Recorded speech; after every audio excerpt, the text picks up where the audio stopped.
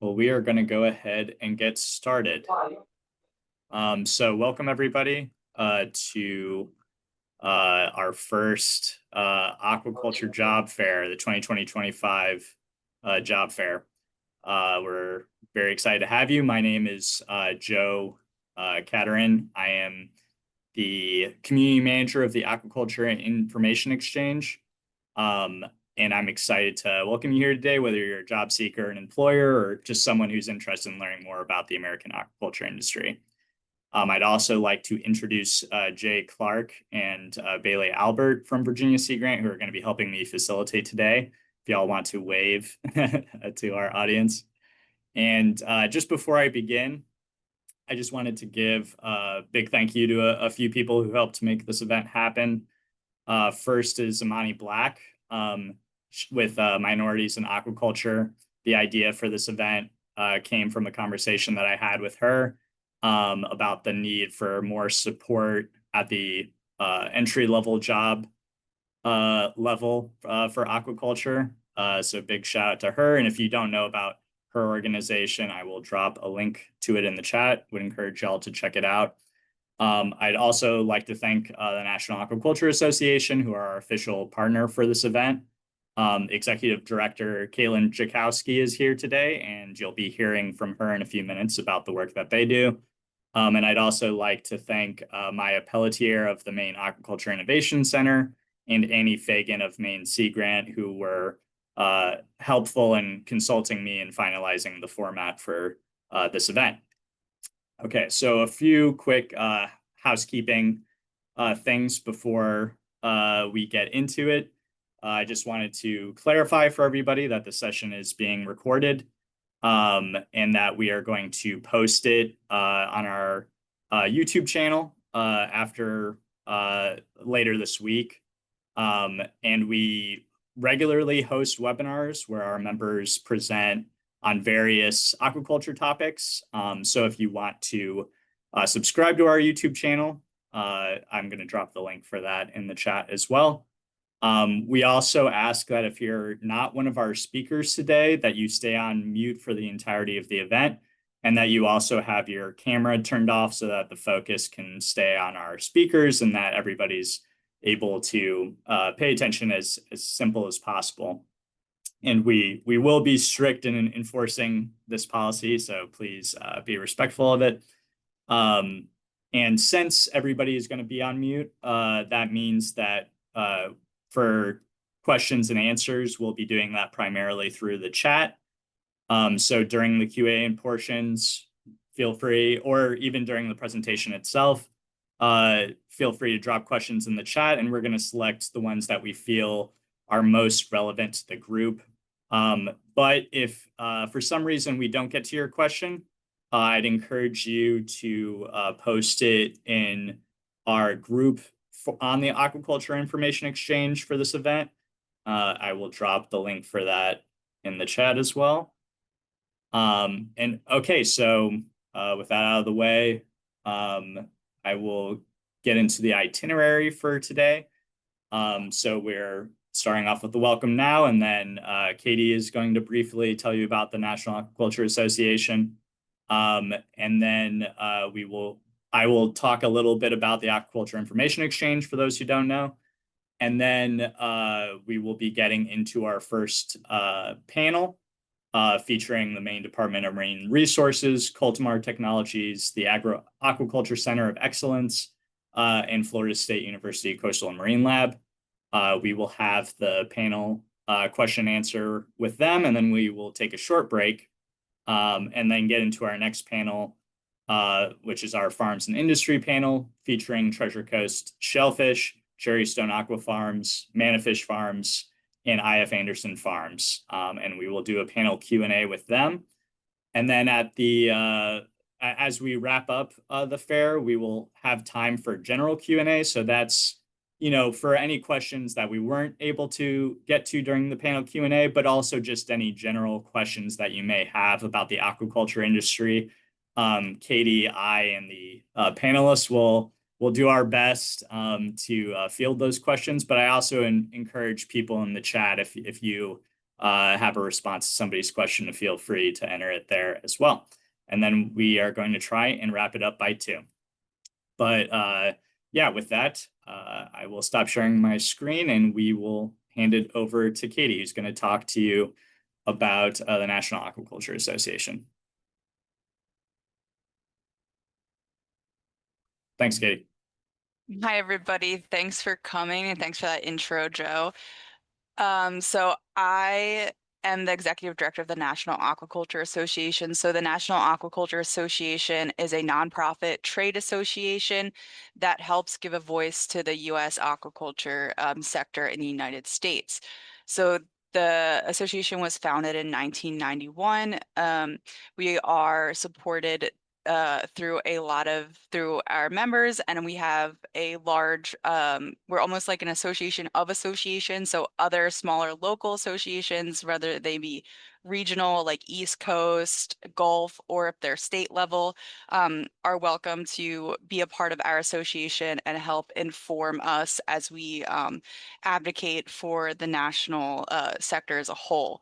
So our mission is to provide a unified national voice for U.S. aquaculture that ensures its sustainability, protects its profitability, and encourages its development in an environmentally responsible manner.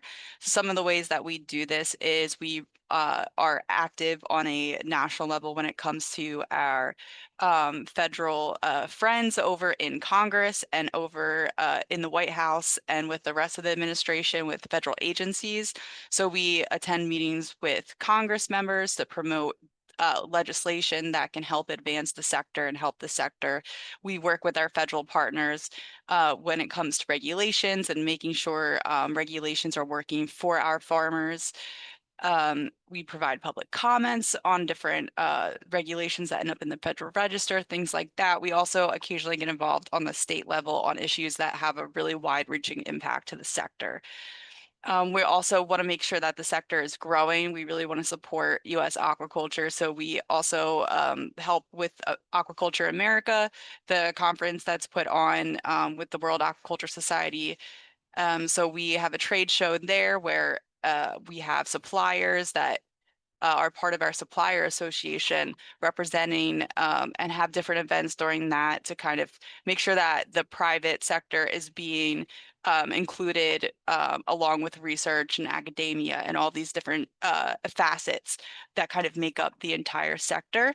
If you are interested in seeing what we're about, I'll drop a link to our website in the chat so you can check out all of our different things. We do offer affiliate memberships for students that are at a slightly lower cost. So that way you can stay updated with all of our different activities. You get email alerts from us, keep you updated on what's happening in the federal landscape. We also have, you can post your resume up on our candidate profile. So you can create a candidate profile on our website, and then members can use that as a resource if they're looking to fill positions. Also, our members can post jobs. So we do have a job board on our website. So occasionally there are jobs posted there. So feel free to check that out. It's on our website, along with all of our different advocacy work and all the different priorities that we're advocating for right now in our regulatory climate right now, which I'm sure many of us are familiar with how challenging a lot of that is right now. So the National Aquaculture Association is really trying to act as a voice to support the industry, even as we're going through a somewhat difficult time on a federal and administrative level. And with that, I'll pass it back over to Joe. Thank you, Katie.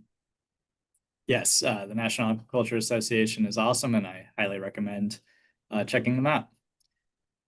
So yeah, before we get into our speakers, I will just talk very briefly about the Aquaculture Information Exchange, which is the social networking platform that Virginia Sea Grant hosts and maintains.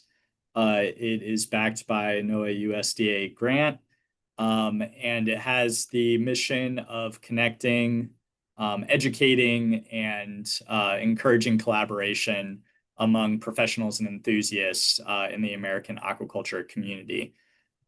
We launched originally back in October 2023. So we're coming up on 2 years, and we recently passed 2,000 members, and we are still growing. And our membership consists of everybody from students to farmers, hatchery operators, researchers, educators, extension agents, really across the board. And as far as things that you can do on the exchange, we have a very popular job board, which is part of, what this job fair was sort of inspired by, was the popularity of that job board. We have aquaculture groups that you can join, which span a variety of topics. You can obviously network on the website, and then we also have free educational courses as well as a resource library that's growing and an event calendar.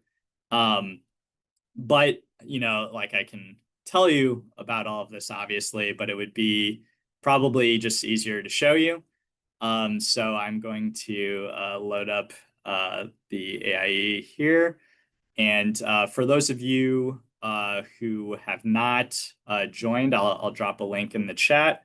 But for those of you who are already members, feel free to follow along as I give you a quick tour here. So we will go to the homepage. And so, yeah, you can see Maylin just made a post here in the job fair. But this is our homepage. We have a news feed from several publications that have partnered with us that give you the latest aquaculture news. We have our own blog for various announcements.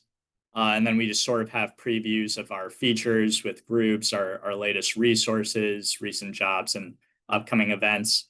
So if we want to really quickly look at groups, you can see one of our featured groups, and then as well as we've sort of broken them up into categories.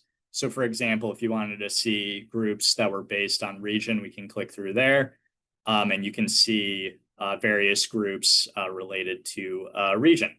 But we have over 100 groups now, so I encourage you to join a group and start connecting with people in there. If you're looking to network, you can go to our header menu here. You can see one of our spotlights on one of our members, but then you can sort of see across the board different fields. We're of course not limited to these type of positions. We have people from all over. But if you were looking to, say, connect with other educators, you could click on that and see all of the educators that we have on the AIE. But if you also wanted to just look at the directory as a whole, you can do that. If you wanted to see, for example, other people who like oysters or who work with oysters, you can type oyster into our keyword search and see everybody who's associated with that. And then for sending connection requests, you can do that very easily here by just clicking the button next to people's profiles. And when someone approves your connection request, basically that means that you can then private message with them, which we do support instant messaging on the platform. And then very quickly, our event calendar, which you can see for the month of July. And then some of our webinars that I mentioned earlier, some of our more popular ones. If you want to pitch a webinar idea, you can do that, or subscribe to us on YouTube. And then as far as our courses, you can, we've also broken these down into categories: seaweed, shellfish, finfish, and then also Aquaculture 101 is a popular one. We have about 100 courses on the website, or actually maybe not that many, but we have a lot of courses on the website, which you can take. And these are all video series. So you can enroll in a course and then start going through, and you can jump around based on the topics that you want. And then for our resource library, this is something that we updated recently, also based on categories. But if you want to look at educational materials, for example, we have this really great library of things that people have uploaded. You can upload your own resource here. You can preview documents and look at the actual PDF, and then download them by accessing them. And then finally, our jobs board, which I'm sure some of you know about, but maybe not everybody. And similar to our other features, you can search for a keyword like technician, for example, and see all the positions related to technicians that we have posted. But yes, that does it for our AIE quick tour. Of course, if you ever have any questions about the AIE or navigating, feel free to message me on there. I'm always happy to help. But without further ado, we will get into our first panel, starting with Lisa White with the Maine Department of Marine Resources. Great, thank you so much. Thank you. Pull up my slides.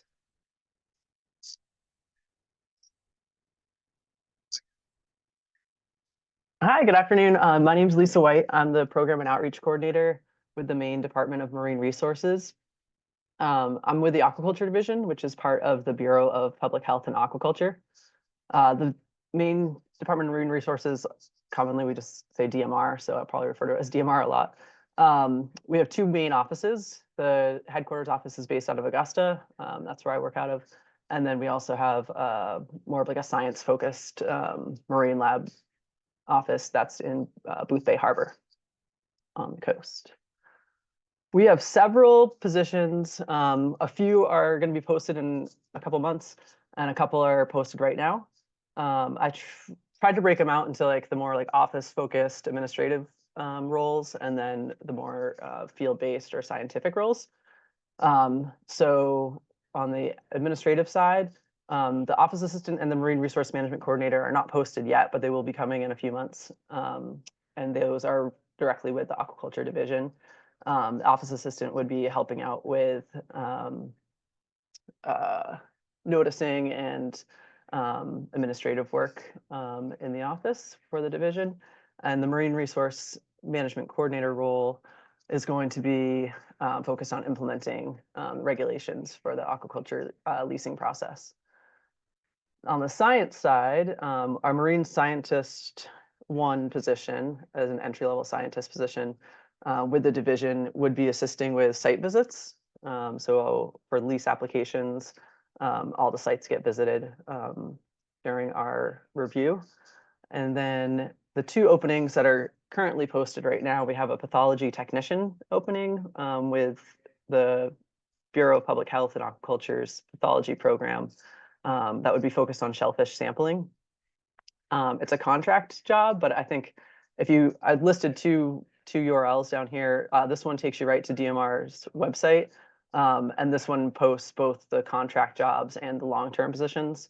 But the contract positions are short-term, but they're a great way to sort of get your foot in the door and get to know the office.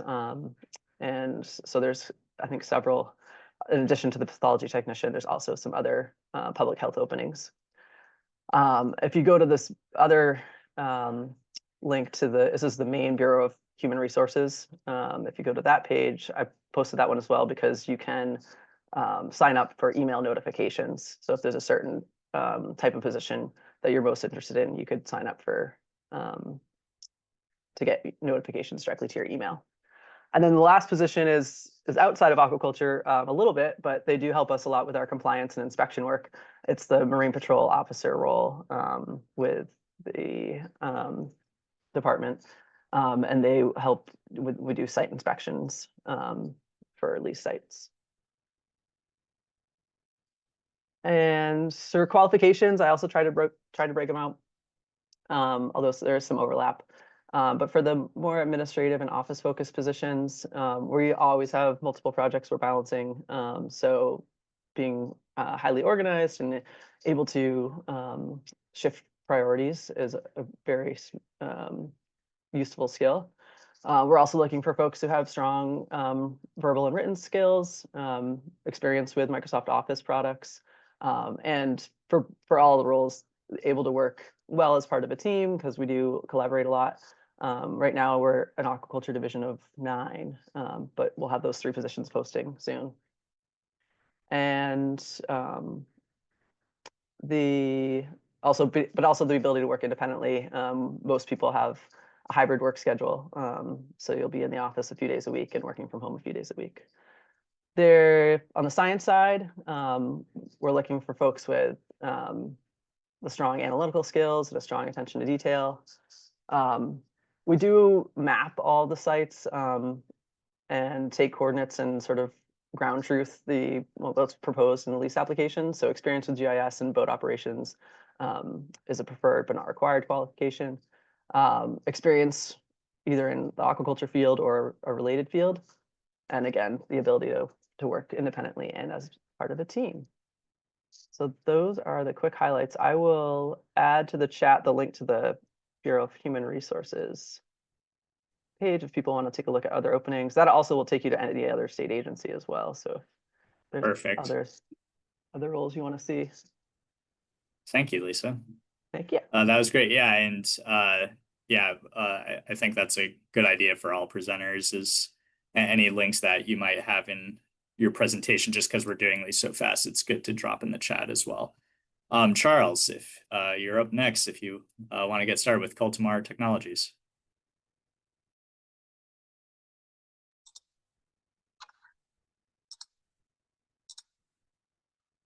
Can everyone see my screen okay? Looks good. Okay, perfect. Well, good morning. My name is Charles McGuigan. I'm the COO and co-founder of Cultivar Technologies. I really appreciate the ability to be here today and thank Joe and the other organizers for putting together such a valuable event for the industry. To introduce Cultivar, we are a research-focused commercial hatchery based in the port of Arecibo in Puerto Rico. Our mission is to feed the world by expanding the capabilities of aquaculture production to tropical species. Our founding team consists of myself and Dr. David Miranda, our CEO. We both received our PhDs from the University of Miami and MIT, respectively, and we bring kind of that strong research and science background to developing commercial solutions for the industry. To do so, we are currently constructing the first commercial red snapper hatchery based in Arecibo, and our goal is going to be the distribution of those red snapper fingerlings as they leave our hatchery to different grow out operations across the region. Red snapper is a key species in the U.S. seafood landscape. It's received attention from the aquaculture industry for decades because of its value commercially. And through recent research projects sponsored by Sea Grant and NOAA that took place at the University of Miami and University of Florida, we've found that the potential for American red snapper to be commercialized is here and now, and Cultivar was founded to accomplish that mission.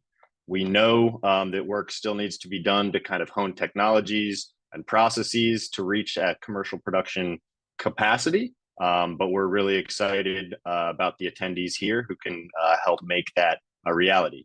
While we're laser focused on red snapper production, we do have other kind of key topics for Cultivar, including the development of additional grow out sites through permitting processes and site selection work. And we also are early in the design and prototyping of a new chemical filtration technology that can remove some of the trace molecules that are found in aquaculture operations that still kind of hinder sustainability and commercial viability. But returning to the production of American red snapper, we are currently in the process of retrofitting that 30,000 square foot warehouse in Arecibo. We anticipate that this will be completed late 2025, early 2026. So we really are at the very, very beginning of this undertaking. Before the facility is inaugurated, we do need to install all of the filtration and monitoring equipment that'll be used in day-to-day operations. A lot of that's on site right now, but is yet to be installed and tested. And then once that process is complete, we'll be undertaking broodstock collection, transportation to our facility, and then acclimation to captivity so that spawning can take place. So we are currently hiring for essentially all positions that'll run our facility. That includes broodstock manager, aquaculture scientists, and potential internship opportunities for anyone interested. Because of that, experience is preferred, obviously, but we have even entry-level roles that people who are new to aquaculture can excel at.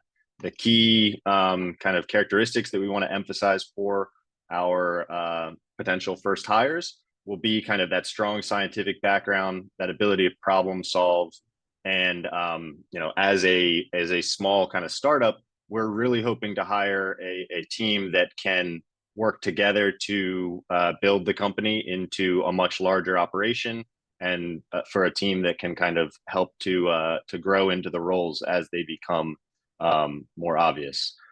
With any questions, please feel free to email me directly at the email address listed. I've already received emails and messages on the Aquaculture Information Exchange from several of you. So looking forward to answering any questions and from hearing from anyone who is interested. Perfect. Thank you. Thanks, Charles. Right on time. Okay, we will move on to Paul Begay with the Agri-Aquaculture Center for Excellence, or Center of Excellence in Louisiana. Take it away, Paul. All right, guys, let me get this shared and present. Can everybody see my screen okay? Looks good. Okie dokie. All right, y'all, I'm Paul Begay. I'm the program coordinator for the Agri-Aquaculture Center of Excellence. It's a bit of a mouthful, but this is National Aquaculture Association, and I'm going to have y'all think a little bit more broadly about aquaculture, and maybe think about regenerative aquaculture, and including, as you can see in this presentation, plant production on land. So a little background on this facility. We are in New Orleans. We are just outside of the city limits of New Orleans, but we're in a very urban area. This facility was designed and built to be visible for tours. So we are hitting the agri-tourism industry. And it turns out that people want to see the inner workings of aquaculture farms, hydroponic farms. They want to see the pumps. They want to see the filters. They want to see kind of what's been closed off for so many years. Think aquariums. You see the animals, you see the water, but what are the inner workings back there? So one of the things that we do is we kind of kick those doors open and we show it off. So we bring people in on tours. And we have brought over 600 people have come through this facility in the first 6 months of operation. We opened December of 2024, and we have been demonstrating recirculating aquaculture. We are also demonstrating aerobic sludge digestion, and although it's fairly small, we are demonstrating deep water culture hydroponic production with RAS effluent or wastewater from an aquaculture system. So if you look at this first slide here, we say the future of farming is here. If you've ever been to the Epcot Center and you've seen the future of food exhibit there, that was installed in 1999, if I'm not mistaken. And this is, we're utilizing the exact same technology there. So people say, oh, this is the future. This is the future. We like to have our response as the future is now. This is the present. So moving on, we look at the agriculture part of this as something that we can't ignore. Land-based aquaculture is gaining so much popularity. Where are we going to put these farms? Are we going to put them in urban areas? Are we going to put them in rural areas? How do we address that? So what we do is we want to work with agriculture. We want to work with aquaculture, and we want to develop new farms, support new farms, small and medium scale. And that's what we're doing. So quick video here. I'm going to take you on a virtual tour through the facility. Here's our nursery. This is where we start all of our young plants. This is our nursery technician. She came from the horticulture industry. She's a student worker, and she's responsible for all of our seedlings and our transplants. I'm going to fast forward a little bit here. This is our aquaculture area. It's a 7,500 gallon RAS.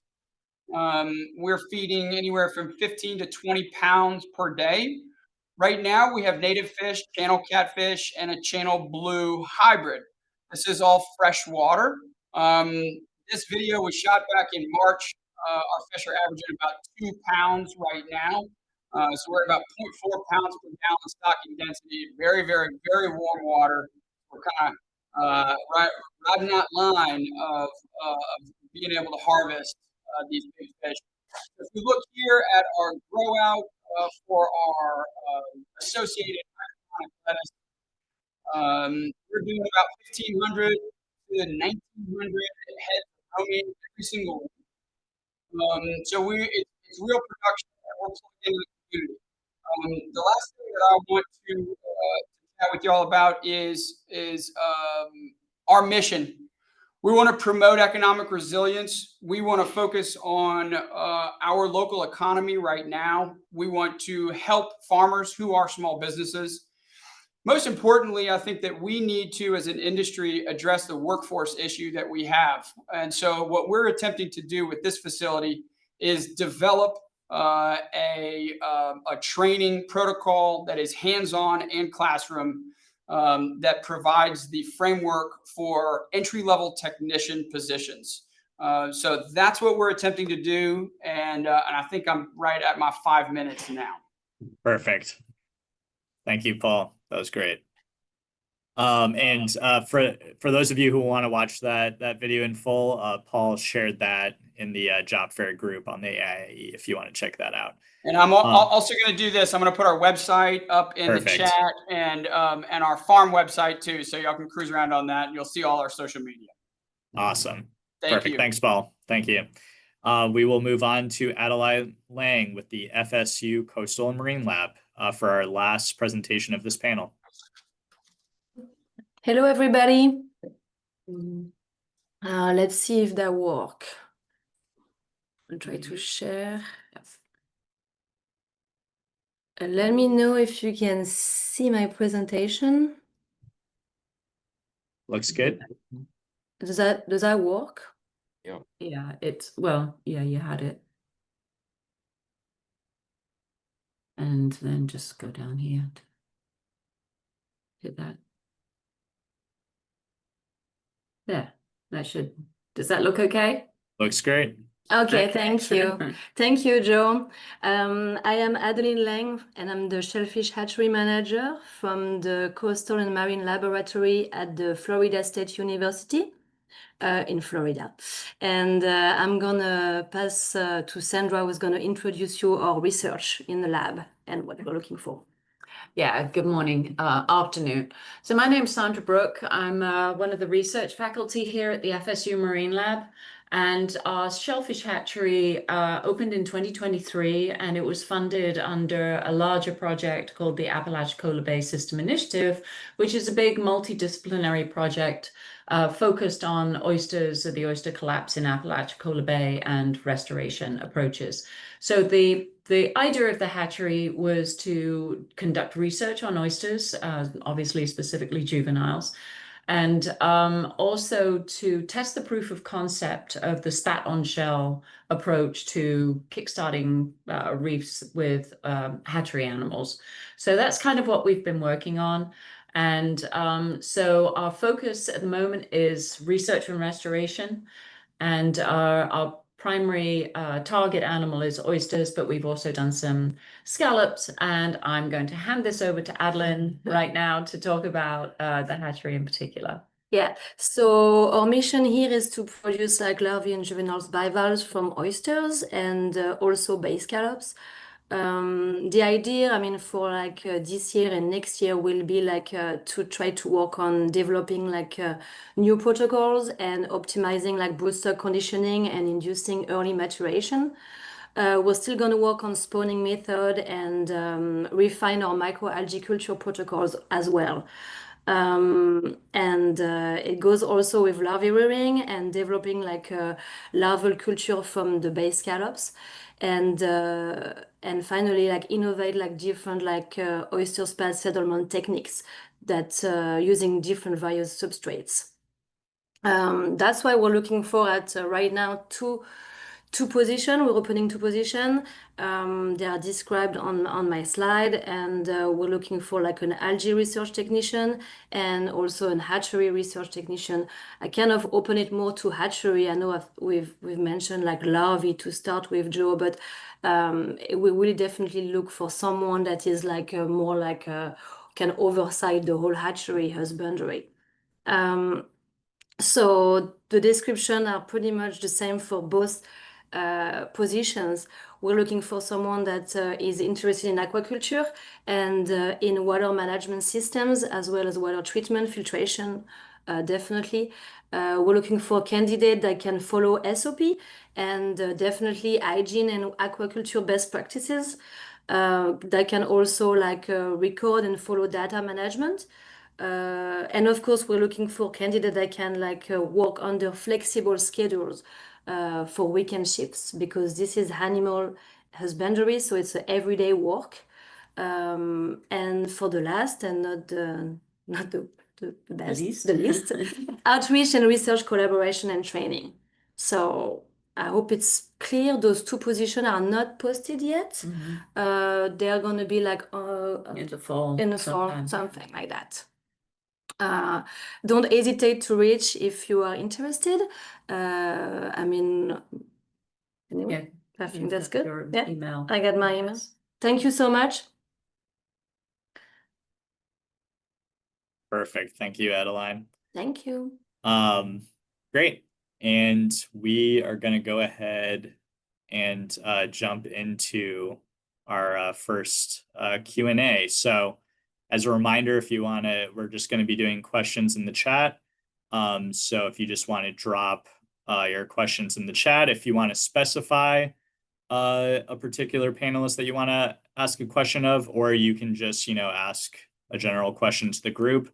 And Bailey is going to be helping me read those out. So go ahead, Bailey. What do we got? Where are we going to start? Thanks, Joe. Let's start with Actually, really quick before we jump into it, if all the presenters could just drop their contact info in the chat, that would be really helpful.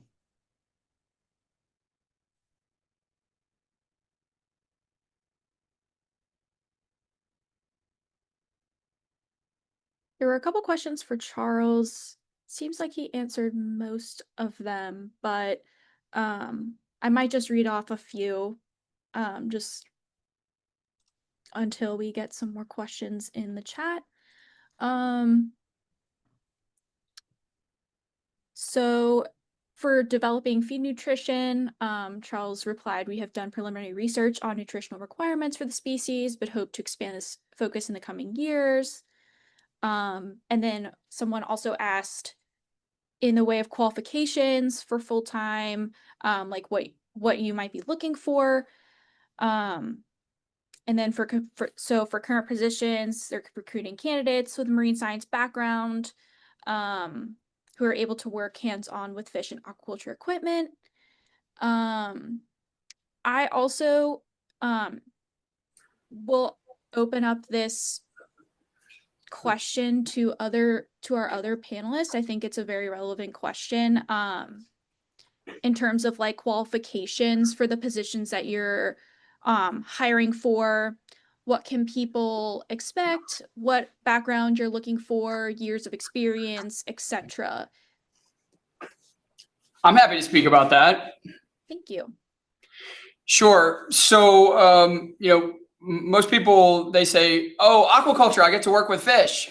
And you go, "Well, not so fast." So aquaculture it's so broad. You have your land-based, you have your ocean-based or offshore, you have hatcheries. So I think what we're trying to do as employers, or I'm certainly trying to do, is find out who needs to be a bachelor's position, who needs to be a master's position, who needs to have a PhD. And then can we create opportunities as an industry that puts those kind of high level folks where they need to be?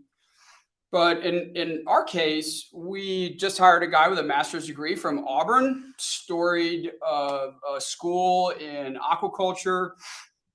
And we're having him do, unfortunately, some entry level things. So we need to, as an industry, and this is why we're doing what we're doing here, we need to kind of hit those tasks that are at a farm that may be repetitive, that you have even a revolving door of employees, but you know exactly what that standard operating procedure is, and you can take care of that. It's not the most sensitive thing in the world.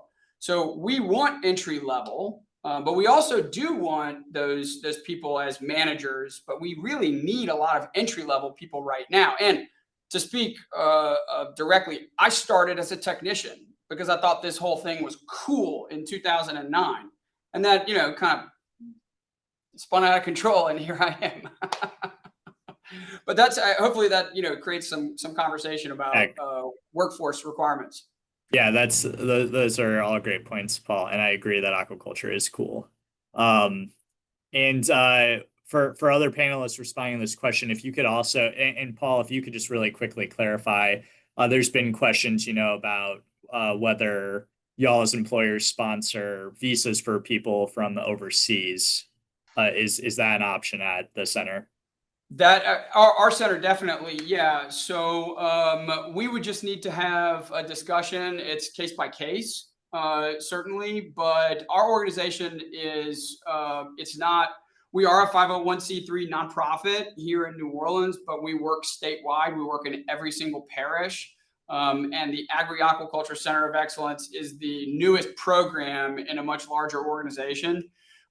So we do have some of the work that we do is international in the Ivory Coast.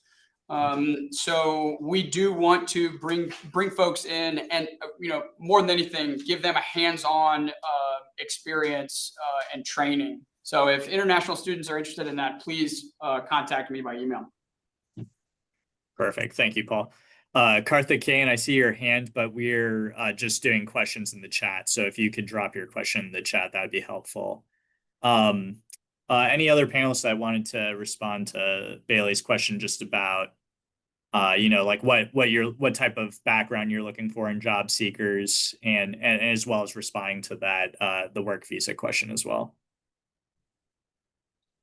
I'll jump in. So to reiterate, kind of we're hiring across multiple kind of position levels, from entry level technicians and aquaculture scientists all the way up to broodstock and facility managers. Again, really the hands-on approach as well as kind of a scientific background is going to be key, but we don't have any specific requirement in terms of master's degree or PhD for those entry-level positions. For the management side, we do want people with experience in the field, kind of on the commercial side or within a large kind of research hatchery. And as far as visas go, we are US based. So we kind of have a sliding scale of what the process for getting a visa for a particular applicant might be, both in terms of the work that is being hired for and in terms of the specific country itself. But we are very capable and interested in sponsoring visas for those kind of management level positions if the candidate has the right background and can kind of bring something new to Cultivar. Awesome. Thanks, Charles. Lisa, there's a specific question for you. You mentioned that some of the positions are hybrid, with the home office for the marine scientists be in Augusta or Booth Bay Harbor. And then if you can just review the qualifications again. Sure. Yeah. So the science positions are based out of Booth Bay Harbor, and most of the administrative policy positions are based out of Augusta. So the marine science one is a Booth Bay based position. And for the short list, the job announcements, when it comes out in a couple months, we'll have the full list, but the short list that I gave in my slideshow were analytical skills, strong attention to detail, experience with GIS or boat operations are preferred. experience with aquaculture or a related field, and then the ability to work independently and with a team. And then so I guess more generally, the other question of the educational requirements. I believe most positions have a bachelor's requirement. Some of them might be just high school, but each specific job announcement will have the level of education requirement with it. And I don't know for sure about the work visa question. I'll try to look into that a little bit more, but I think people could also go to the Maine Department of Labor website to find out. Perfect. Thank you, Lisa. And then there's a really good question somebody dropped in the chat about how do y'all as employers evaluate someone who doesn't have extensive aquaculture experience, sort of what Paul was talking about earlier, those people who are wanting to just get in. What do you look for in terms of experience from them that would help them break in? And maybe we could direct this one to Adeline, since you haven't had a chance to talk yet. So somebody asked about. Hello. Yeah. Yes, we can hear you. Sorry, we were like looking at the chat and trying to answer some of those questions as we Oh, go. sure. Sorry Yeah, about that. Can you rephrase it, please? Yes, yeah. The question was just like, for people who are just getting into aquaculture, who don't have, extensive aquaculture experience, what is some, like the person who asked the question in the chat was talking about that they have some like aqua feed nutrition experience. But what kind of experience that's like adjacent to aquaculture would help someone break into the industry? Okay. I think any kind of experience related with science in my domain will be great, and people that are willing to work with animal and raising like marine species. I don't think I'm not looking for like someone that we're not looking for someone that with too much like a level of expertise. It's actually we're looking for people that are curious and are willing to work and have their hands on. It's husbandry. We really like want people motivated and curious about marine species and restoration in our case, and are willing to learn. To learn. I mean, this is a research and restoration. So it's not production. So we're not requiring somebody that can come in and start banging out hundreds of thousands of oyster larvae necessarily, although that would be nice. But yes, it's a science background, curiosity, willingness to work hard these are entry-level positions, but obviously experience is always welcome. Did that? Yeah, Yes. definitely. Perfect. Yeah, thank you. Charles, did you want to add something? I kind of would agree with everything that's been said so far. Like I said, we don't have any specific requirements in terms of degree level, but experience in aquaculture is great, but experience kind of doing one of the things that's associated with aquaculture goes a long way as well. If you have plumbing skills or electrical skills, programming skills, a lot more of aquaculture is based on those things than on handling fish or other kind of marine life or aquatic life than people might assume. And I want to echo that, Charles. You are so right. One of the number one tool I used early in my technician career was a shovel. So you don't have to have a master's degree to dig a hole. And what I would say is, we are looking for entry-level people here, but we do have 2 expansions that should be coming, one of them right away. That is more in horticulture and greenhouse production. But water quality, if you've kept an aquarium at home, if you're a hobbyist or you've worked at a public aquarium, I have employees that leave working with me and go and work at wastewater treatment plants and become managers very, very quickly. So, I want to say maybe fish, you say, I don't know anything about fish, but I do know about plumbing, and I do know about electrical and wiring and motors and timers, and all these little things that you might not always think about that are auxiliary, but are really, really important for these systems.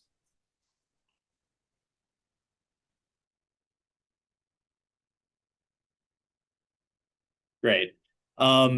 Yeah, Bailey, do we have any more questions? Yeah, this one, once again, will be posed to all of our speakers. If you could talk a little bit about if there's any remote positions available, that you all are hiring for. We have some questions about that as well. And then also along those lines, we also have some questions about like CVs and resumes. Is there a preference? Does it matter? I know these are more like research and education focused jobs. So if you all have a preference on whether a CV should be submitted or a resume, or if it doesn't matter. Sure. For a state agency, the Bureau of Human Resources has an application form, and then it typically is a resume that's attached with it. And then for the remote work option, we can do hybrid schedules now, sort of post-COVID. It's pretty common for state of Maine employees, but you have to be a resident of Maine after you accept the position. So you'd have to be able to go in person to the office a few days a week. Thanks, Lisa. Yeah. And for FSU, we're planning on posting the 2 positions in probably sometime in the fall, and they will be advertised. We'll put them on the jobs board, but also but you have to apply through the FSU website, and the link will be on the application. Okay. And we're not looking for any remote workers right now. Same for Coltamar. Yeah, sorry, that was not specifically for remote people. Sorry. We don't have any positions for remote workers. Okay. Thank you all for clarifying that. But yeah, I'm fairly informal, especially with something like this. If you want to send me an email and let me know that you're interested, it's really a conversation that I like to have. Again, I've been like Charles. I've had a lot of these facilities that I've been a part of over the years, and if you have a small team, you have to be able to work with that person. The willingness to learn, positive attitude, showing up. These are big things you might not think are. You have to define this, but in today's, I guess, job world, you have to say, look, you got to come here with a good attitude. You have to show up. You got to work 40 hours. This is what's required of you. So we're gonna be hitting those basics right now. We can teach you the aquaculture stuff that you need to know to further your career. But again, coming in at entry level, we could definitely teach you, and you can learn very, very quickly from people that know what they're doing. Yeah, and I just wanted to add, not to speak for our employers or anything, but that this is just based on what I've seen people upload on the AIE as far as resumes.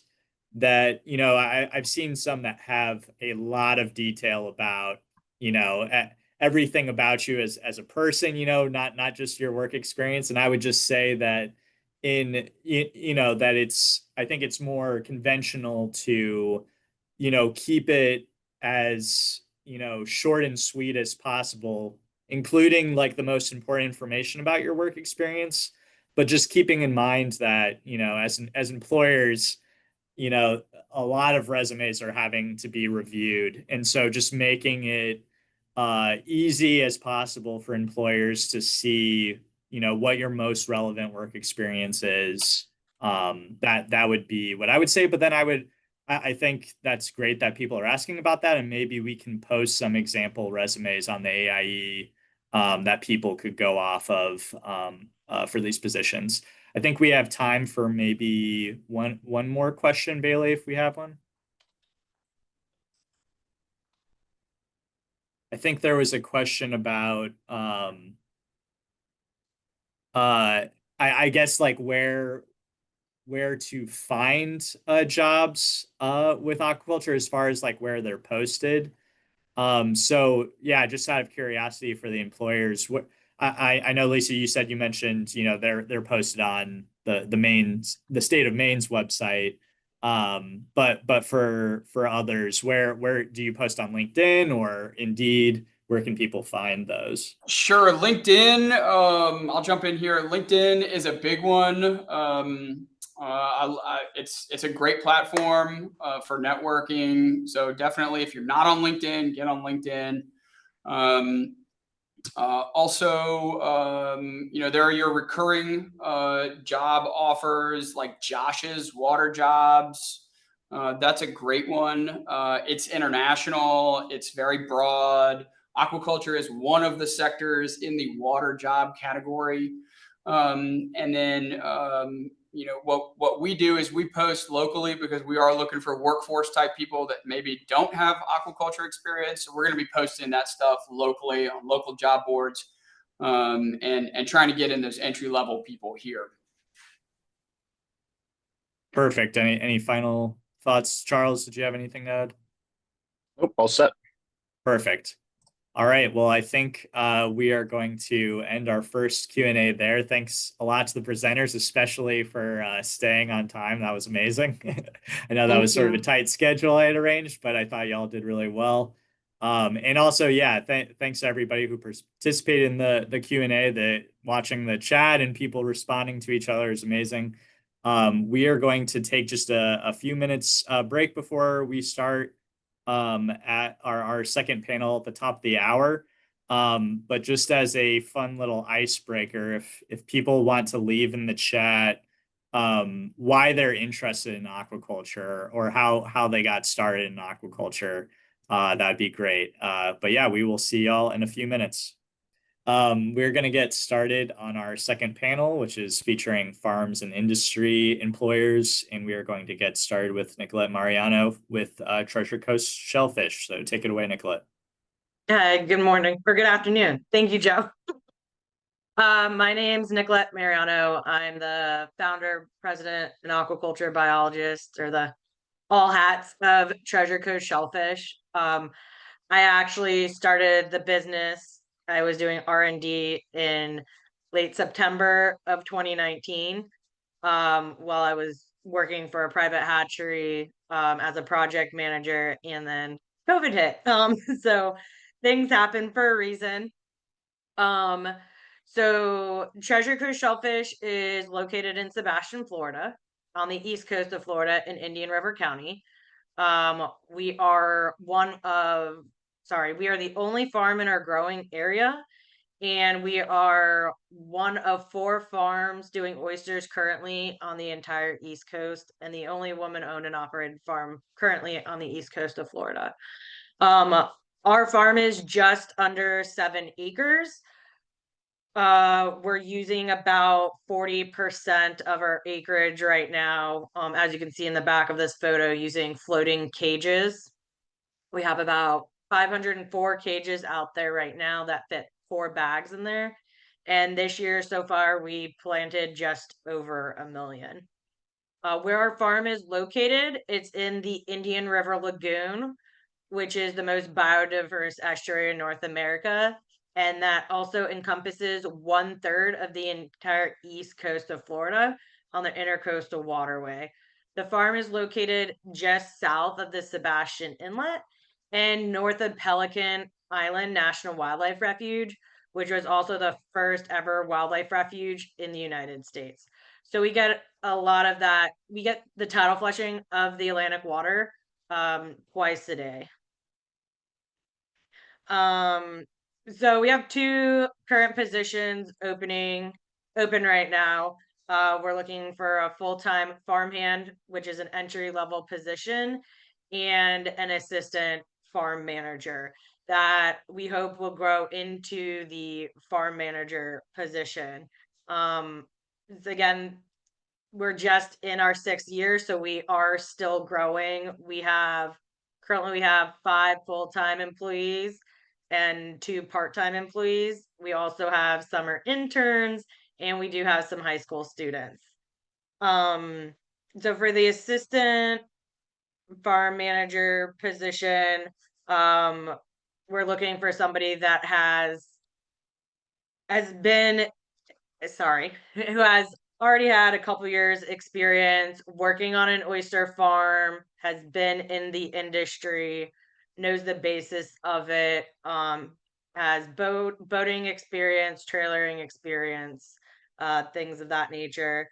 And for our entry-level farmhand position, and in general, we're looking for curious, energetic individuals that are self-motivated, that want to learn about the industry, that have a sincere interest in aquaculture and shellfish and sustainable seafood.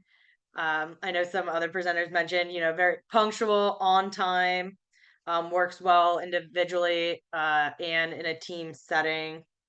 And just, you can see from this one photo in the center, I mean, there's about 5 to 6 of us on a 22-foot boat for, 7 to 8 hours a day. We're in close quarters, so we want to make sure, everyone gets along. And we're working out in Mother Nature too. So it's hot, it's cold, it's wet, it's windy. We're in and out of the water. It is at times, a lot of repetitive motions and physical manual labor. You can see from some of the bottom photos, we're dumping bags of oysters, we're pulling them, we're cleaning babies. And again, for our assistant farm manager position, we're really looking for someone to take the reins that has team leadership skills, strong organization skills, and planning. And yeah, thank you. Perfect. Thanks, Nicola. That was great. Next up, we have Lexi McCarty with Cherry Stone Aqua Farms. Take it away, Lexi. Let me share.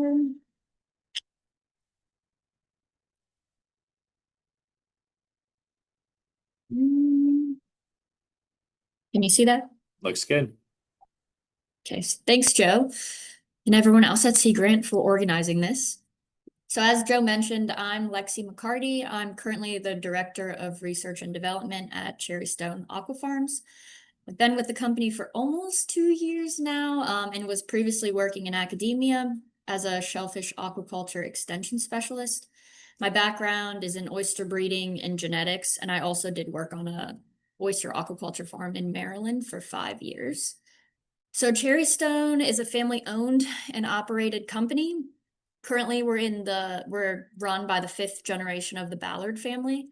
So we began in 1895, and in the 1980s switched over to aquaculture due to the decline in the eastern oyster population in the Chesapeake Bay. We farm both hard clams and eastern oysters on thousands of acres of leased bottom on the eastern shore of Virginia. So if you look at this little map here, we grow on bottom all the way up here in the northern seaside in Chincoteague, on leases all the way south around the peninsula and then north into the Chesapeake Bay. We are vertically integrated, meaning we control our product from spawning to selling and distribution. We operate 2 hatcheries, one for hard clams, one for eastern oysters. We have multiple land-based nurseries, thousands of acres of leased bottom where we have field nurseries and where we do our grow out operations. And we have state-of-the-art processing facility. This picture in the middle here, we have wet storage, which is very unique. And this allows us to wet store our hard clams so they purge the grit. So we have a grit-free product that we sell.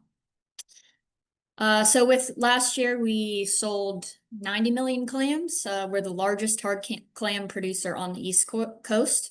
And in Virginia, we make up 25% of the state's eastern oyster sales. So we did 20 million last year. We have close to 200 employees who make all of this happen. And we wouldn't be what we are today without everyone's hard work. So currently, all these little tabs on the thing. So currently we have 3 positions that the job postings are on the exchange, and I'm happy to share them. I'll put my email in here. So the first one is a hatchery technician. Some requirements, or not requirements, some responsibilities for this role. You maintain and care for larval indoor and outdoor systems, daily feeding, culling, cleaning, and microscopic inspection of shellfish. Collect water, clean tanks, and other associated equipment. Operate pumps for the transfer of water and food to larval and nursery systems. And these are some pictures of some of our hatchery employees. The next, so move from the hatchery to the land-based nursery. So we have land-based nursery technician openings. Similar to the hatchery, you maintain and care for outdoor land-based nursery systems, daily cleaning and inspection of the seed shellfish.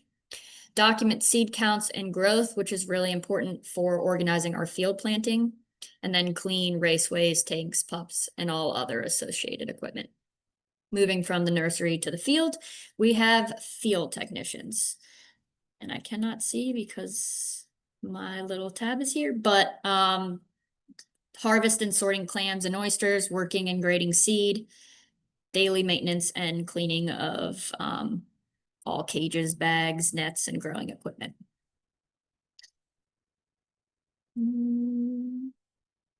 So ultimately, we want people who are excited to work with us. We want you to be excited about growing shellfish, have a strong work ethic, willing to learn in a fast-paced environment, attention to detail. You need to be punctual, arrive to work on time, and have your own transportation to get there and to get home. Ability to lift 50 pounds, climb stairs, bend down, stand on feet. These are very intense jobs. You're outside in all conditions, so you need to be willing to work indoor, outdoor, all seasons, all environmental conditions. So the positions that I touched on here, and I think this was also mentioned in the last section, are all entry level, but there's opportunity to grow within your position and then within the company. So if you're interested in learning more, feel free to reach out to me, and I'll drop my contact info.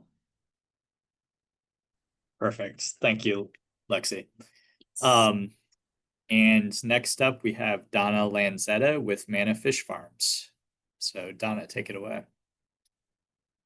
And Donna, I just want to really quickly say, was also nominated for an AIE award last year. Shout out. Runner-up. Anyway, thank you so much for the opportunity to talk a little bit about the open opportunities at the Mana companies. I'm going to share my screen and just, I thought I was. I don't know if you can see it. Not yet. Not yet.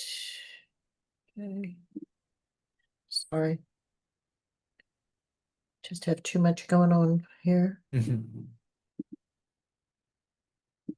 Maybe I'm not going to share my screen because it doesn't seem to. Oh, doesn't seem to. You know what? I can share my screen and do your post on the AIE from the other day. Okay, that's fine. Yeah. Oh wait, no, it's just now. Do you see it? Let me stop my share. Yep, looks good. Okay, great. So I wanted to talk a little bit about the opportunities with Mana Fish Farms, with the nonprofit Mana Ocean Foundation, and with Mana Seafood Blockchain. For those of you who are not familiar with Mana, my name is Donna Lanzetta. I'm CEO and founder of the Mana companies and founder of the nonprofit as well. I am an aquaculture pioneer pursuing offshore permits. I've been working for 7 years to permit a farm in 23 miles off Pensacola in the Gulf of Mexico, and one that's 9 miles off of Eastern Long Island in New York. So forging the path for ocean mariculture has been the greatest challenge of my lifetime, and I say I'm excited and uplifted to think that we're probably 2 years out from receiving our permit in Florida for offshore. We have right now going into our environmental impact study and working with the EPA. It's been a really difficult path because there is no clear path for permitting for U.S. aquaculture and in federal waters. So developing the path ourselves and being kind of throwing us up as a demonstration farm to be able to be 100% transparent, goal to not use any antibiotics, goal to take nothing from the sea, and source our feed from waste and other sources, fly larvae, plants, whatever we can do. We've been watching in the last 7 years as the technology has developed to support offshore whether it's submersible robotic cages or net pens and robotic cleaning devices, sensors and monitoring, and to be able to actually take a very robust reading of the site of the farm before we deploy. So in the end, we'll be able to show that we have negligible impact on the environment if we do our work properly. And so the tools are there now for offshore, and we are, we'll be looking for candidates there as the years come, probably 2028 in Florida and 2030 in New York. So for your long-term planners, think about that. There'll be lots of positions for offshore, business positions, administrative, processing. So we'll talk all about that. In the meantime, Mana Fish Farms does currently operate. We have 2 oyster leases. We have a third interest in Peconic Tonic with 2 million oysters in the water. And we just received a 10-acre site in Peconic Bay where we're deploying our own oyster farm to sell the Mana treasures, which we're really excited about. And so there, what we're doing is we're taking a robust baseline measurement of the farm site, and so we can actually calculate our impact on the environment, our ecosystem services that our oyster farm, and track it, which kind of flows into the Mana Seafood blockchain. So as I've been developing offshore aquaculture permits and farms, it's come to my attention that there's a big problem within the seafood industry as far as seafood fraud and misrepresentation of products. And so what we've done is 2020 started working with IBM to convene a blockchain network to track seafood products. So with this, it has the potential, these tools and this company has the potential to track products, add temperature, species authentication, carbon footprint, be able to bank carbon credits for ecosystem services, be able to block out. I mean, we're really working on every angle to bring transparency to the seafood that people are eating. So important. And with that Mana Seafood blockchain, we're a global company in that we've inherited some of the users on the IBM Food Trust because the group left IBM, took the Food Trust with them. We're with them now, and there's 12 Norwegian salmon farms coming onto the platform. We have big events planned in September in Norway. And some work that we're doing in Sweden. So for blockchain, we're looking for representatives of the company that will be virtual and, some hybrids really locally and in Norway, if anybody's here from Norway, but and Sweden, we're really starting in those areas. But and when I say there will be onboard representatives, it's a combination of a sales/onboarding agents that will be trained to understand how these products are going to come onto the supply chain, how we're going to track them, how we're going to use them for marketing purposes. It's really a pretty exciting time within the companies. At the same time, we have a nonprofit, Mana. Sorry, I don't mean to interrupt, but I just want to make sure that we're staying on schedule. So if we could just wrap up this presentation, but please share the more information in the chat. Sure. I just have 2 minutes on the nonprofit, which is Mana Ocean Foundation. So there we're building a Aquaculture Innovation Center in New York. So I'd be looking for New York workers who would come in and help us design this 40,000 square foot buildings, finfish hatchery, shellfish hatchery, shrimp house, and a demonstration farm that will be linked in with our restaurant, Mana at Lobster Inn. The restaurant will demonstrate the blockchain technology, so that'll be really cool to sit in the restaurant, scan our menu, and get the information about the products. So we have opportunities available in New York for the Aquaculture Center, probably starting in September, October of this year. Programming directors, director of foundation, assistant director,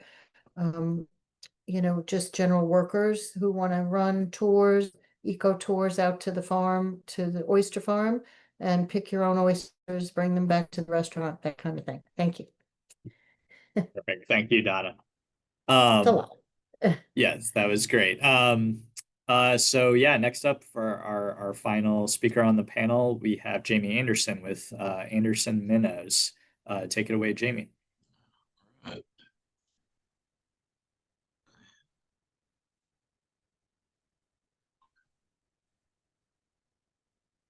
Okay, can everybody see that? Not yet. Okay, well, are you viewing it now? I'm still not saying anything. Well, we hit it again here.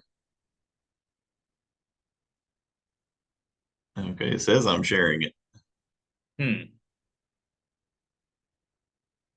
How about now? There we go. There we go. Okay, Yep. sorry. No I'm worries. a farmer. That's the best I can do. All right. Well, good afternoon, everybody.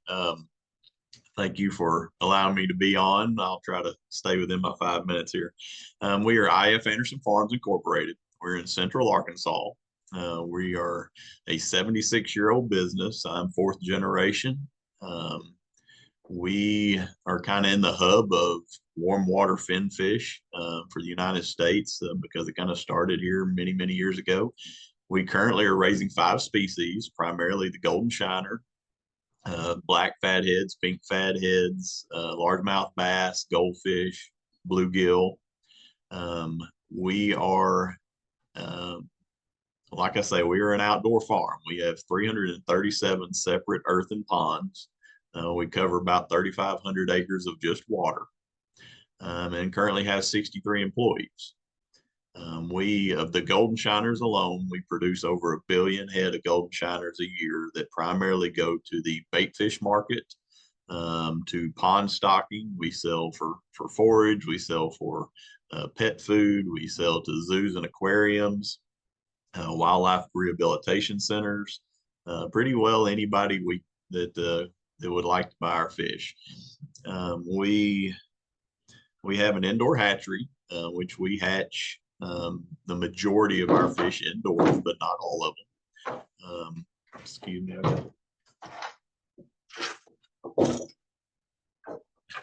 Sorry, I had somebody cleaning the window behind me. Where was I? We hatch most of our fish indoors. So hatchery managers are very important here, pond managers, water quality managers, not to mention we have a lot of indoor staff because of the customer base that we have. But in our hatchery, we do produce almost 1.3 billion head on an average. We need technicians of all sorts. When it is a farm, you deal with plumbers, welders, electricians, truck drivers. We have forklift drivers. Any position you can name, we use it. We ship to over 46 states, live and frozen. So it takes quite the network to do that. I always say I'm constantly hiring. I don't need PhDs as much as I need people who are willing to show up and work and want to be a part of a family-run business. Our track record speaks for itself. We have employees that have been here 30, 40, even 50 years. So, I like to think we're a good place to work. We ship via truck. We ship overnight FedEx in boxes. So, that kind of networking takes a lot of people. I have a lot of computer techs, IT, sales staff. So for an operation this size and to this scale, we need everybody. But this is a short period of time to get into all I want to get into. But like I say, we need game fish management. We need hatchery management. A lot of my older managers are starting to age out. They're in their upper 50s and 60s, and I've got to replace those people. But it just takes showing up. It's a farm environment, but yet we're in a very old, very large business. So it takes a little bit of everything. And so I never turn anybody down. But I welcome any questions in the comment. The email to call or ask questions is here on the screen below. Feel free to reach out to us anytime with any kind of questions or inquiries. Perfect. Thank you, Jamie. So yeah, that rounds out questions or our presentations for the farmers and industry panel. So we are going to jump into our Q&A. If, as a reminder, please leave your questions in the chat. We're not taking any live questions. But yeah, I also want to clarify, any of our speakers from our first panel are welcome to ask questions as well. One thing I just wanted to really quickly touch on before we jump on the Q&A was Paul mentioned a Fish Pros group on the LinkedIn, which is run by someone named Leah, and she sort of supports people who are job seekers in the aquaculture industry. She is also on the AIE, and I also just wanted to drop a link to our career support group. Our job fair group that I mentioned earlier is sort of a temporary group just for this event, but we also have a career support group that Leah has responded to questions on, as well as some other experts in leadership and professional development. So I recommend y'all join that group if you're looking to work on your resume or need help navigating the job field. But yeah, we will open it up to questions. One really quick one that I see, Jamie, is a question about any internship opportunities at Anderson Minnows. Yes, we do offer internships. I do a lot of internships with local high school and colleges that oftentimes will come on to be full-time employees. So yes, we do offer anything that we can offer. I keep positions open, for with our staff to try to accommodate anybody, whether it be a paid internship or not. So yes, I welcome anybody that is interested. Perfect. Thank you. Bailey, what other questions do we have?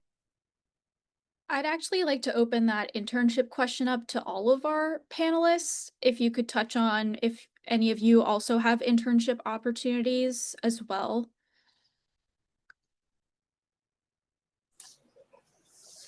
Yeah, we do. We love interns here. We have 3 currently. We're hoping to sign up a 4th here with our partnership with our local Sea Grant. They are oyster specific, but they do have the onshore hatchery. And our internship program is specific to the job skills that they may need for an employer partnership.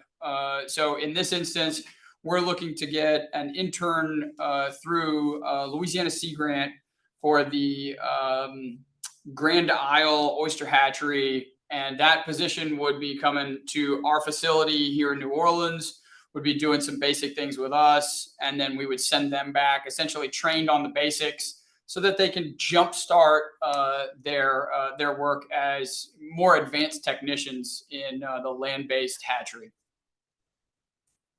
Thank you, Paul.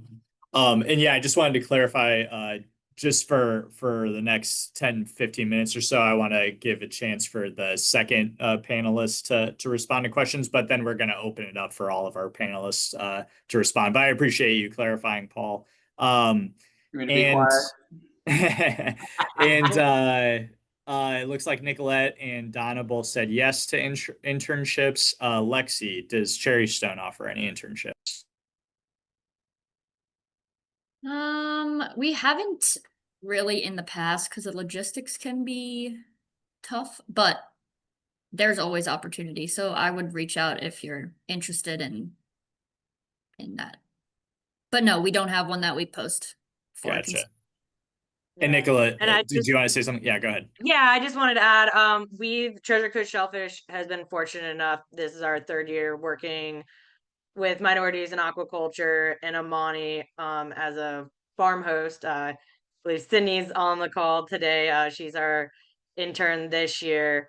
So that offers us the capabilities of an internship with an organization that sets it up. And it's MIA's internships has evolved even over the past 3 years. So it depends on the candidate. Last year, our candidate wanted some experience in the field on a shellfish farm and also in a finfish hatchery. So as the MIA internships have evolved, it's awesome to see those opportunities. I've never had those opportunities and they're paid internships.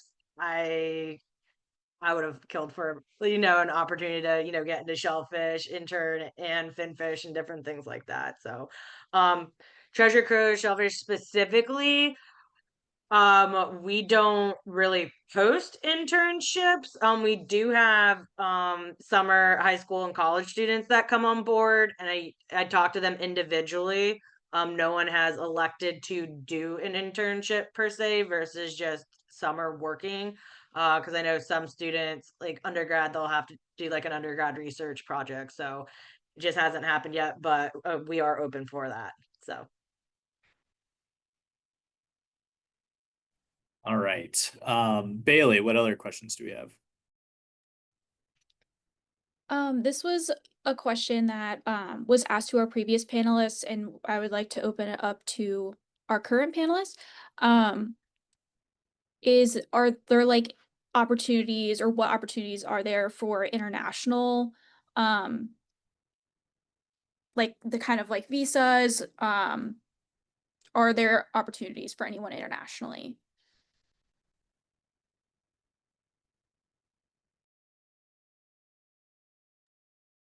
Let's start with Jamie.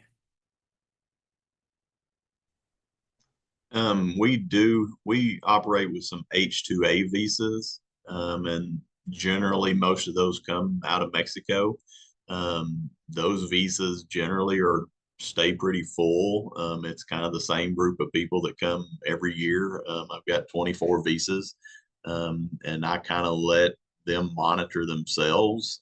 They like to invite, if somebody drops out or can't come, they like to invite someone who they feel is going to fill the spot very well. So though I do have a visa program, it's not necessarily open to just anybody, because it's kind of the same people every year, and that makes it really easy to get everything done. Very, very little training involved is kind of where I'm going with that. Got it. Thanks. Lexi. Yeah, it's the exact same thing that Jamie said. We do the H-2A program, and so it tends to be the same people every year. But I think on a case-to-case basis, we're willing to work with individuals outside the country. Donna or Nicolette, did you have any response to this question?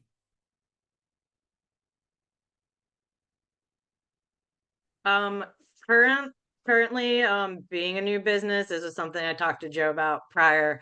I have looked into it. I'll just be honest, I am not well versed into that, but if there is a candidate, where we could work together on that, and we are definitely open to that.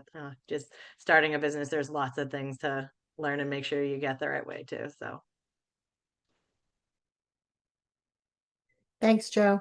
I would just add, we're looking to add staff housing. So once we get the housing piece worked out, we can go into some of those programs, but really that's where the bottleneck is for us on those visas. Got it. Thank you. This was a question that Lexi already responded to in the chat, but I just wanted to open it up, is the difference between hatchery and nursery technicians, and maybe just open it up to what different types of technician roles do y'all look for?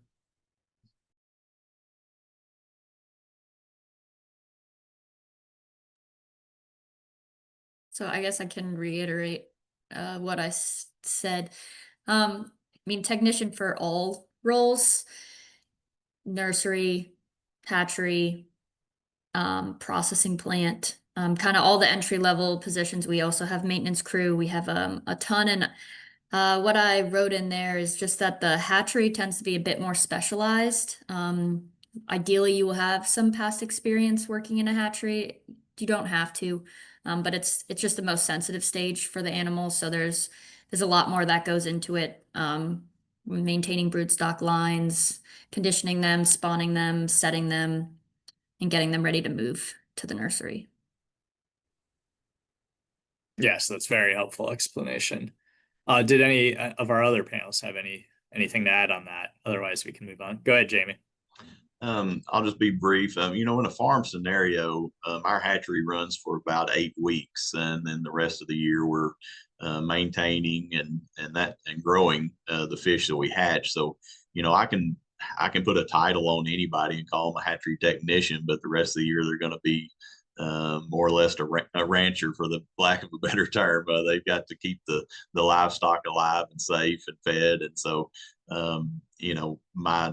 my hatchery technicians soon turn into to that as soon as the hatchery closes up. So it's kind of hard to put a title on everybody on a farm, because we all do everything at some point during the year. Awesome. Bailey, did we have any other questions in the chat? Yeah, once again, post to all of our panelists. What type of on-the-job training would each of you provide? I know Nicolette, for example, if you could start us off, you mentioned trailering and boating was a requirement. If, for example, I didn't know how to trailer a boat, would that be something that you would train on the job, or like what would be offered on the job versus what would you want a candidate to come in with that experience? Yes, yeah, that specifically with that was for our assistant farm manager position.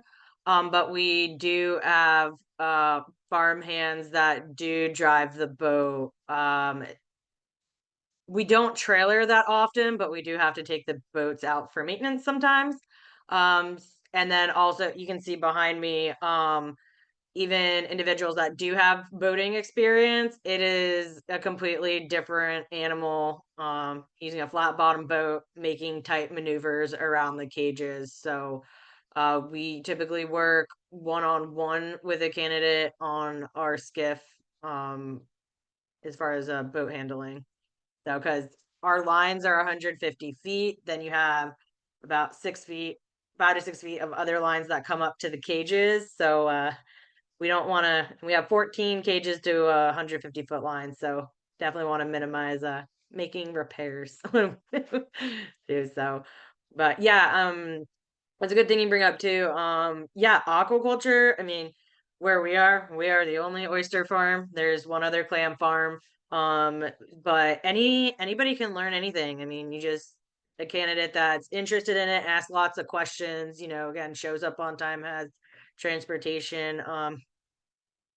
I graduated with my bachelor's in aquaculture, but pretty much I would say 98% of what I'm using with my business now is what I learned outside of college, working on farms and for other companies. I mean, you don't, I think a lot of us has mentioned this, you don't need to have a master's or a bachelor's degree. I think most of us are very open, and is part of our as you say, curriculum with an entry-level candidate is to train them and actually train them sometimes. I mean, again, we are running active farms. You might come in and we have a plan, and you might kind of just get thrown in and shadow someone, but you will get trained up. Awesome. Any of our other panelists want to weigh in on the job training?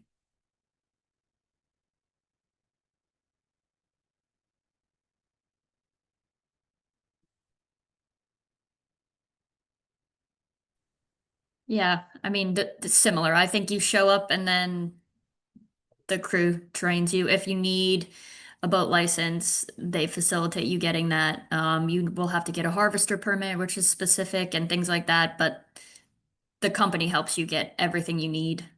So you don't really need any prior training. The company helps, covers that for you. Perfect. And it looks like both Jamie and Donna also said that they are willing to train people on the job as needed. Awesome. Well, that actually comes up to the end of our time for our second panel discussion, but now we're just going to open it up to just general Q&A. So our panelists from the first panel can also respond, and I encourage the panelists to ask questions of each other too. Just before we get into it, I just wanted to drop a quick exit survey for people. If you want to fill it out while we're doing this Q&A, that helps us improve our future programming. But yes, opening it up to general questions. Yeah, from anybody from our job seekers or anybody on the call.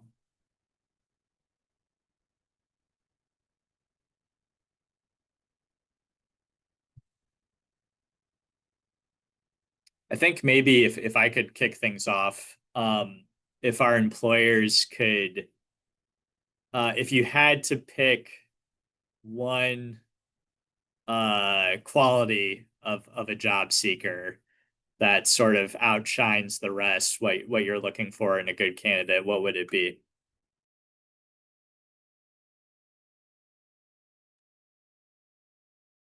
I would have to say willingness to learn and just, like putting in the effort, because there are days that are harder than others. And then, working outside Mother Nature throws those curveballs. So, yeah.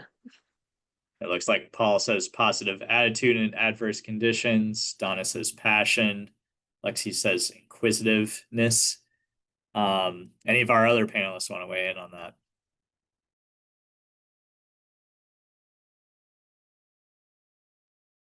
Lisa says positive attitude, communication skills.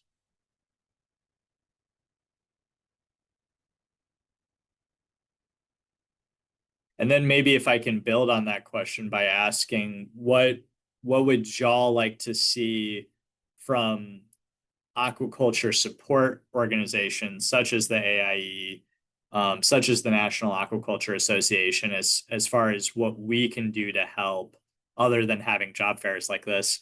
What can we do to help employers get connected with the right job candidates?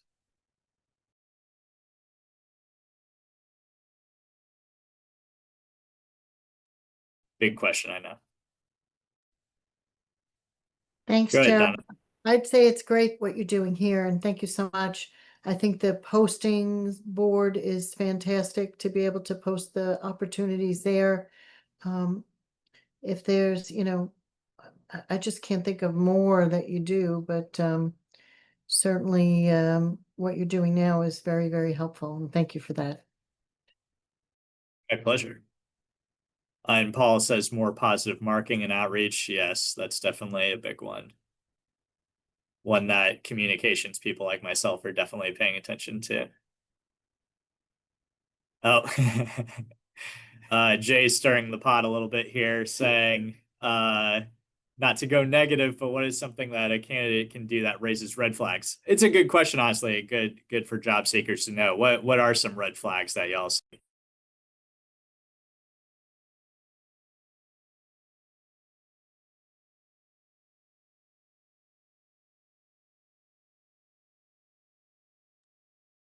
I'll be pretty candid about this, especially when it's not an entry level position and it's a higher up position that requires, more prior experience and to bring it to the table. When a candidate says, I need to make X amount, but there's nothing to back it up. Such as, what do you bring to the table, to where, especially if it's a posted pay range, that, okay, for just example, like, okay, you can bring to the table driving a boat versus not driving a boat. Totally. Any of our other panelists want to chime in?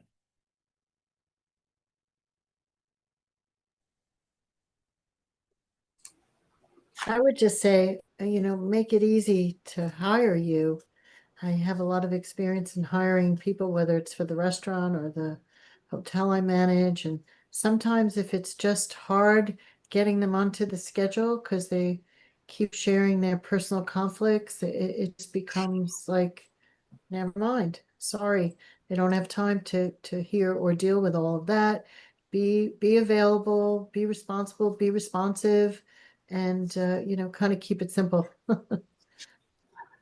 Yeah, and I can echo what Donna said there. It's pretty basic stuff, but I wanted to say don't inflate or embellish your experiences and skills, because as soon as you come on board, it's really evident what you know and don't know. And then somebody else had said, have a positive attitude, looking to be inquisitive and learning. That's huge. So be honest with what your skills are, and then maybe even say what you would want to learn in the direction that you'd want to go, and that helps the employers maybe push you into one sector or one division of their bigger company. Thanks, Paul. Any other responses to that particular question? We do have some others in the chat.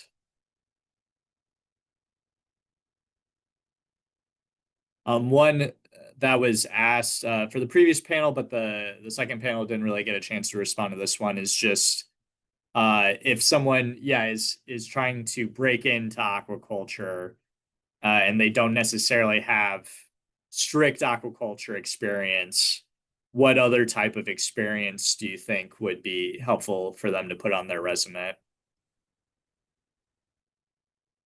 That's a good question.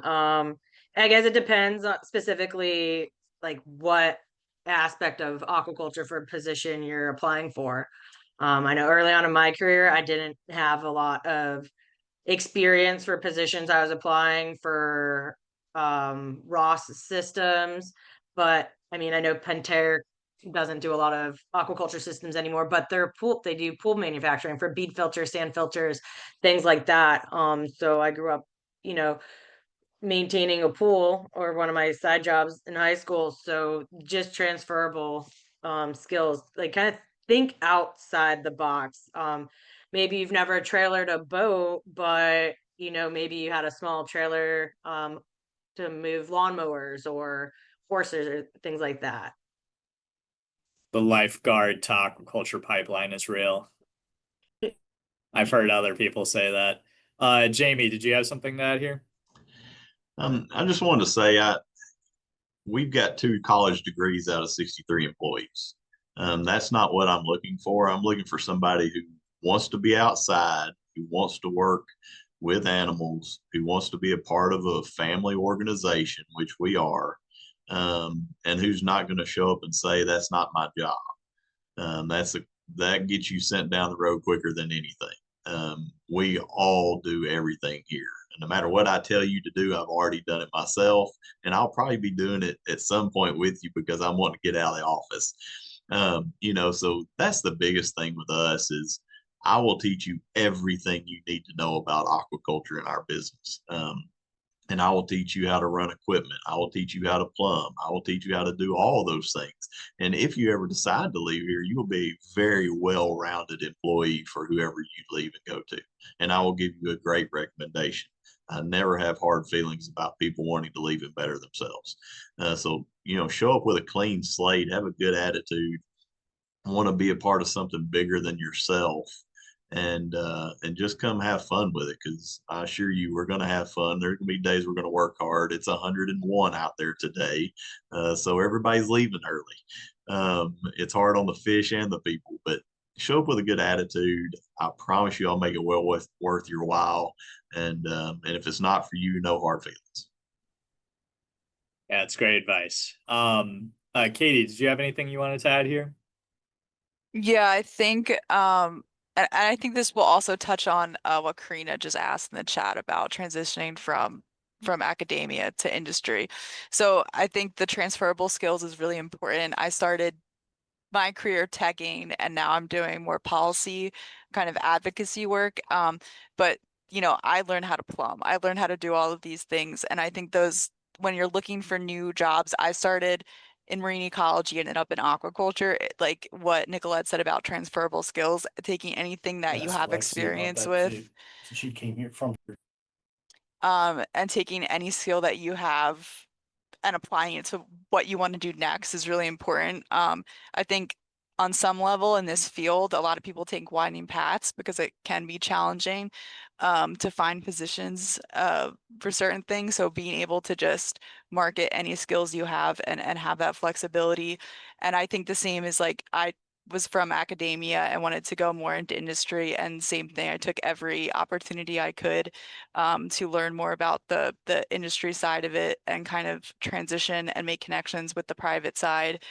So I think that's, you know, a first step for that too, is making those public-private kind of connections. They really are important for the sector. Thanks, Katie. You might have heard Jay whispering in my ear there, but Lexi, if you could weigh in on that too, since that was sort of what your career path was like. Yeah, and as Caitlin said, I feel like a lot of them are windy.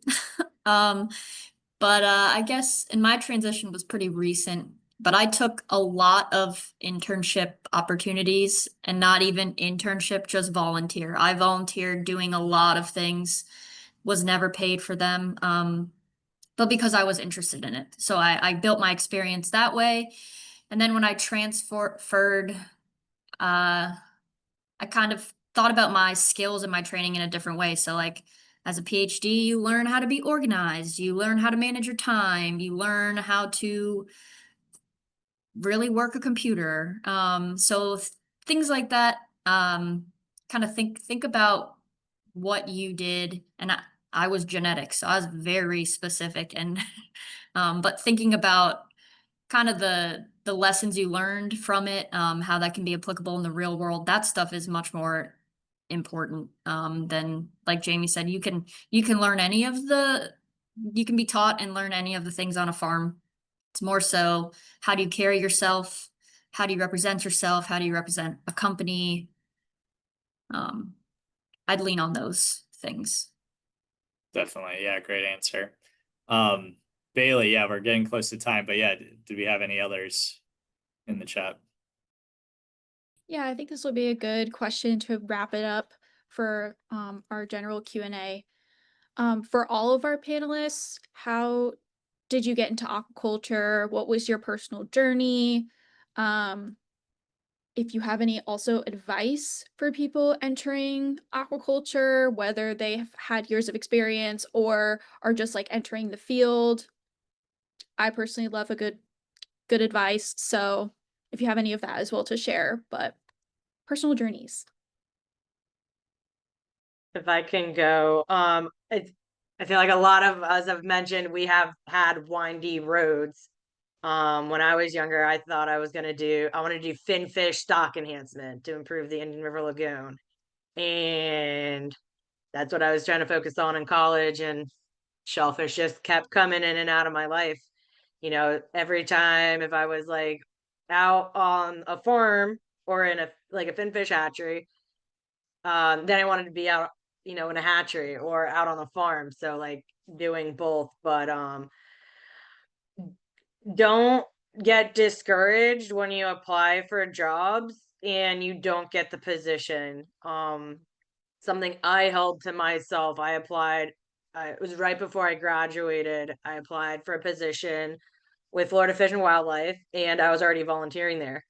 I was one of 364 candidates that applied for an entry-level position. I was one of 4 that got an interview, and the person who was offered the position transferred laterally from another lab. So unfortunately, you will get a lot of denials, and it took me time to follow up and ask. You know, it took me probably about 5 years to ask, how could I have improved on my resume or on my interview? And that's kind of scary to ask, but what do you have to lose? I got good feedback. Some of the times it was just, we're looking for someone or a candidate had more experience, hands-on experience than you, or you know, someone that applied lives here in the state, and isn't having to travel and relocate. But and definitely, yeah, volunteer. and follow up. I know a lot of us are very busy, and I'm very adamant about telling anybody, whether it's a candidate or the electrician that's supposed to come and fix something, call me multiple times, leave a voicemail, text me, email me. If I don't get back to you in 3 days, it disappeared. So, I would definitely follow up too, especially if you're very interested in a position, because things do slip through the cracks. Good advice. Donna in the chat says, be bold and persevere. I think perseverance is definitely a theme here. We have time for a couple more panelists to weigh in on this question. Personal journeys, what hooked you on aquaculture?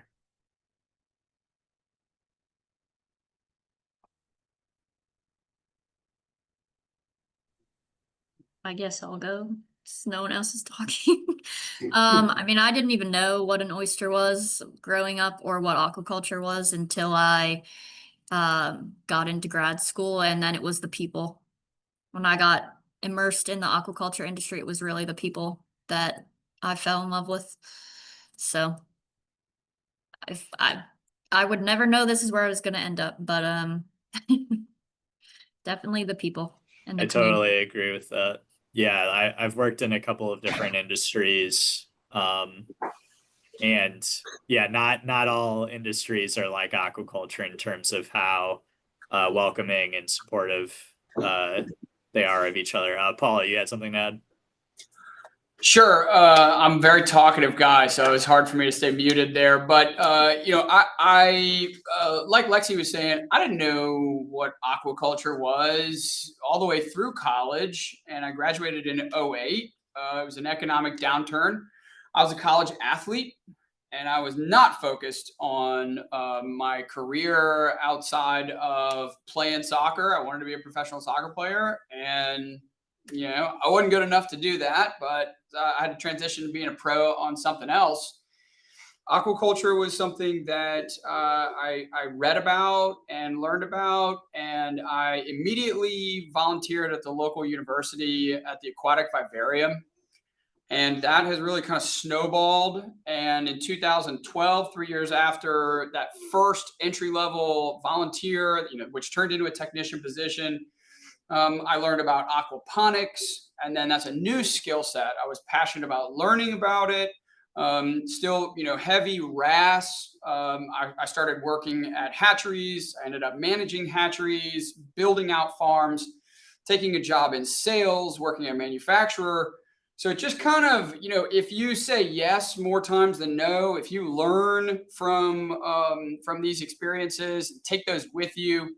All these things, there's some common themes here. There's positive attitude, there's hardworking, there's being inquisitive. And that's where we got, where we are today by following all those skills. And I will say, somebody said it earlier, the opportunities in aquaculture now, they're different than they were 10, 15 years ago. And that was even different 10 to 15 years before that. So it's something that's evolving, and there are opportunities in the industry for you. Whatever skills you may have, there are opportunities for you. Awesome. Thank you. And yeah, we're coming up on time, so I think we're going to have to wrap it up. But I just wanted to thank all of our panelists again, especially for staying the whole time to answer all the questions. We really appreciate it. Thanks again to National Aquaculture Association for partnering with us and helping us get everybody together. And thank you to everybody who joined the call today, all of the job seekers, especially for following our rules. I thought that went really smoothly, but I thought it would be a nice touch at the end. I will allow you to turn your cameras on so everybody can see all the wonderful aquaculture job seekers we have on the call today. Thank you again to everybody for joining. I think that the demand that we see on this job fair for aquaculture jobs in the US is really exciting. I hope that y'all register on the AIE, and good luck with all of your job searches. Thank you.